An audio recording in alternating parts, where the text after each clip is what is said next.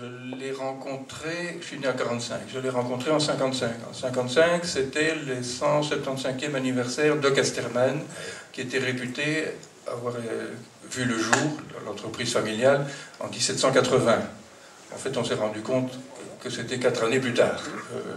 Mais on a gardé 1780, qui était l'année du mariage du fondateur, comme date anniversaire. En 1930, c'est-à-dire dans l'entre-deux-guerres, c'est-à-dire après toute la relance justement de Louis et Gérard Casterman après la guerre 14-18, etc., très très grande relance de l'édition comme de l'imprimerie, on fête les 150 ans en 1930.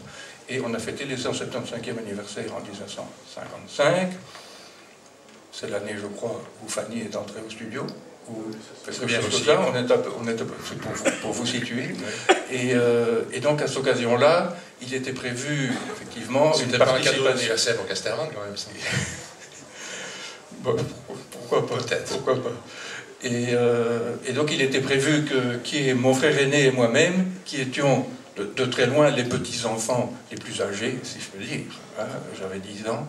Et donc on avait été mobilisés pour offrir des fleurs à Hergé et à Madame Jeanne Cap, qui était une grande auteure de livres illustrés pour enfants, qui était d'ailleurs une connaissance d'Hergé, qui était une ancienne du XXe siècle, qui a même parfois appuyé Hergé dans certaines appréciations de sa bande dessinée, par exemple. Hein, c'était une dame très très bien.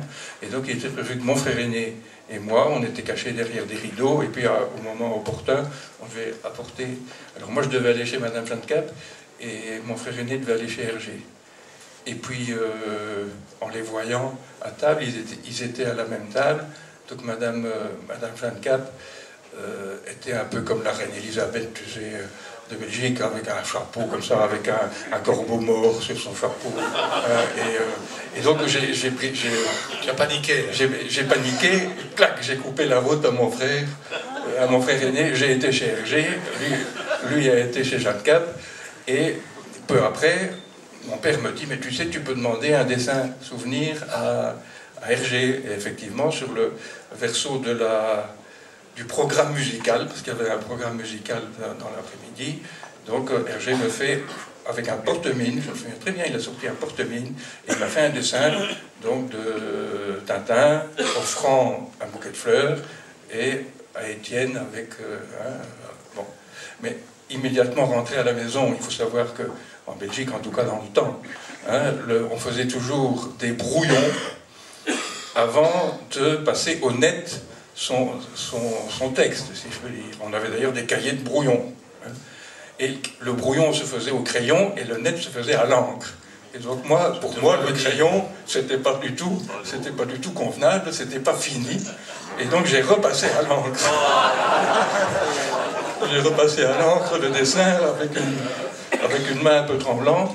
J'ai cru longtemps que je l'avais égaré, puis j'ai cru que je l'avais jeté de dépit hein, quand j'ai commencé à connaître les codes de la collection. Et puis non, pas du tout, je l'ai retrouvé. Et maintenant, je le trouve très très bien comme ça, évidemment, parce que c'est un souvenir d'enfance. L'idée, qui a été finalement acceptée, de faire un Tintin tournésien. Et une des premières réactions du comité de direction qui préparait les événements dont le musée Grande-Vallée qu'on a vu,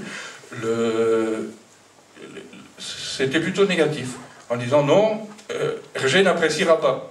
Hergé n'appréciera pas parce que c'est du patois, à l'époque on ne disait pas, hein, c'est du patois. Et Didier Plateau, qui dirigeait l'édition, et moi-même, enfin moi je m'accroche en disant, ben, il ne voudra pas, on va lui demander. Et donc on est allé demander à Hergé, et donc on a commencé une argumentation, il nous a interrompu en disant « il suffit que Casterman me le demande et je suis d'accord ». On a trouvé ça très très chic, et pendant très longtemps je me suis dit « bah oui voilà, il avait adhéré ».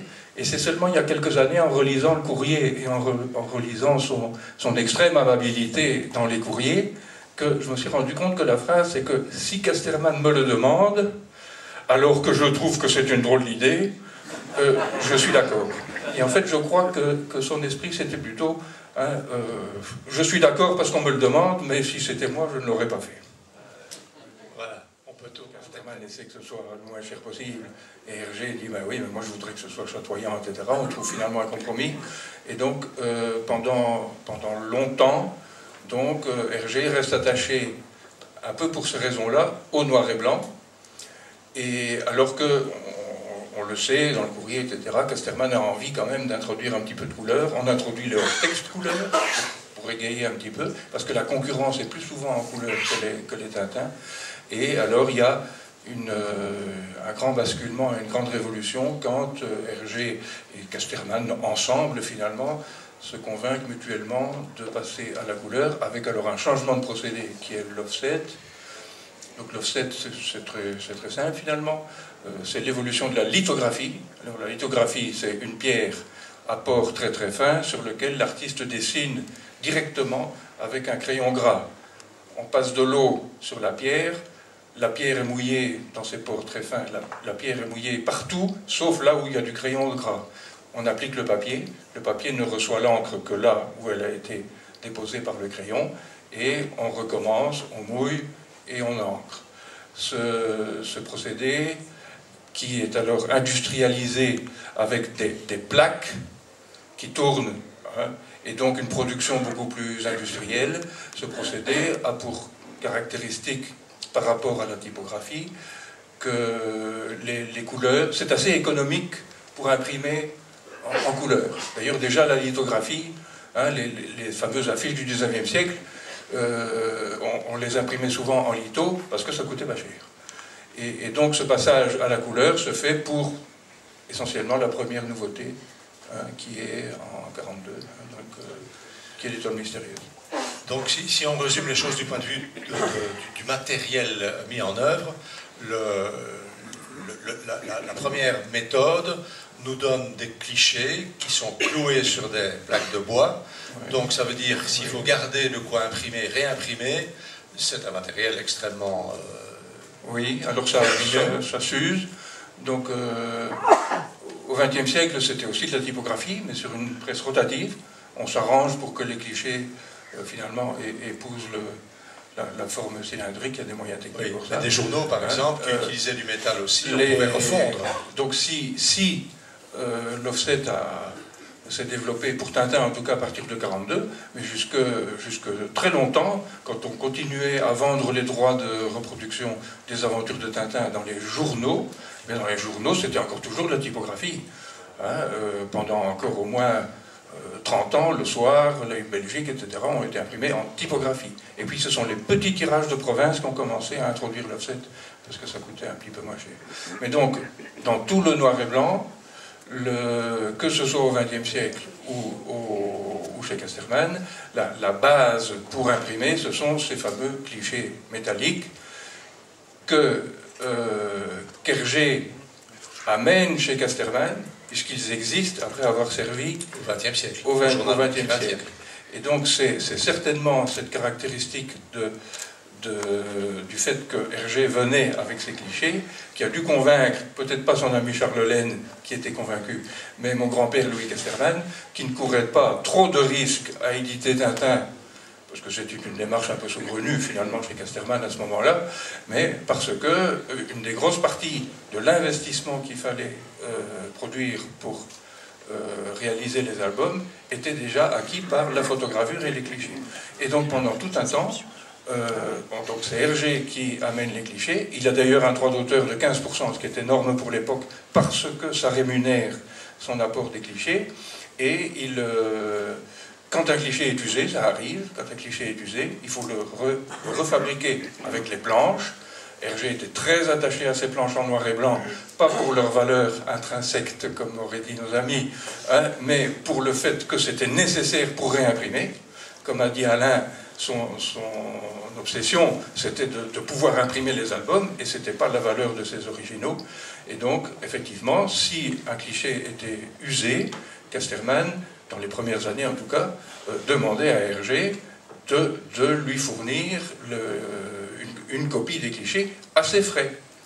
Et puis finalement, après quelques années, Hergé a trouvé que c'était peut-être pas très aimable de la part de Casterman, et donc c'est quand même lui qui se préoccupait de refournir les clichés, mais on lui facturait pas. On lui facturait pas. Et donc c'est important parce que cet état d'esprit, donc de dire je tiens à mes originaux pour réimprimer, on le retrouve vraiment avec les problèmes des planches perdues, par exemple, du sceptre d'Ottokar, etc., hein, où il est tout à fait démuni. C'est pas parce qu'il a perdu ses planches, c'est parce qu'on en a besoin pour réimprimer. Et en fait, on a refait ces clichés au bac à lumière. Hein, il a recopié au bac à lumière, on le sait par le courrier. Il faut savoir, puisque je parlais de procédés d'impression, que un des meilleurs procédés pour imprimer la couleur, rapidement, utilisé dans la presse et encore maintenant, dans la presse à grand tirage avec de la couleur de qualité, c'est l'héliogravure. Donc c'est encore un troisième procédé. Le journal Tintin était imprimé en héliogravure, à plat d'abord, et puis ce qui explique la très belle qualité de couleur de l'or noir, l'absence de trame. Du Temple du Soleil. L'absence de trame dans les images. Oui, il y a aussi une trame, mais autrement. Oui.